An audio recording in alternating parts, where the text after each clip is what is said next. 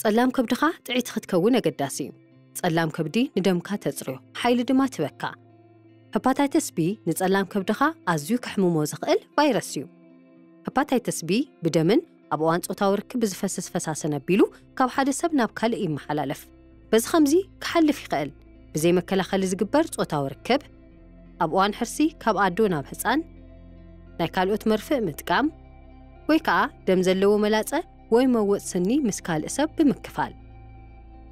ሄፓታይተስ B እንተሊካ ኣብ ፈለማ ኣይትሓምምን ትኸውን ድሕሪ ግዜ ግና ጸላም ከብድኻ ክጎድእ ሕሉፍ ሓሊፉ እውን መንሽሮ ጸላም ከብዲ ከስዕብ ይኽእል እዩ ምልክታት ሕማም ሄፓታይተስ B እዚ ዝስዕብ ከጠቓልል ይኽእል ቃንዛ ከስዐ ድሙቕ ሽንቲ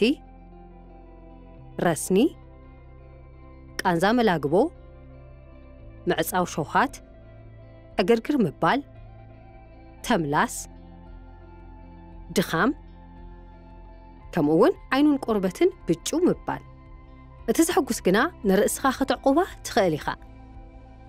ብዛዕባ መርመራ ደም ሄፓታይተስ B ንሓኪም ካሕተቶ እቲ ቫይረስ ወይ ክታበት ሄፓታይተስ B እንተዘይብልካ ክትክተብ ኣገዳሲ እዩ ክታበት ሄፓታይተስ B ዘተኣማምንን ንጸላም ከብዲ ካብቲ ቫይረስ ዝዕቁብን እዩ መብዛሕትኡ ግዜ ኣብ ውሽጢ 6 ወርሒ 3 ሰዓት ክትክተብ የድሊ ንሙሉእ ህይወትካ ዕቁባ ክኾነካ እዩ ኣብ ኣውስትራልያ እትወልዱ ቆልዑ ድሕሪ ምውላዶም ክታበት ይወሃቦም እዩ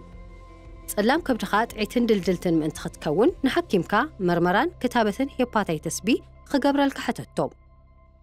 ዝያዳ ሓበሬታ እንተደሊኻ ኣብ cancersa.org.au ረአ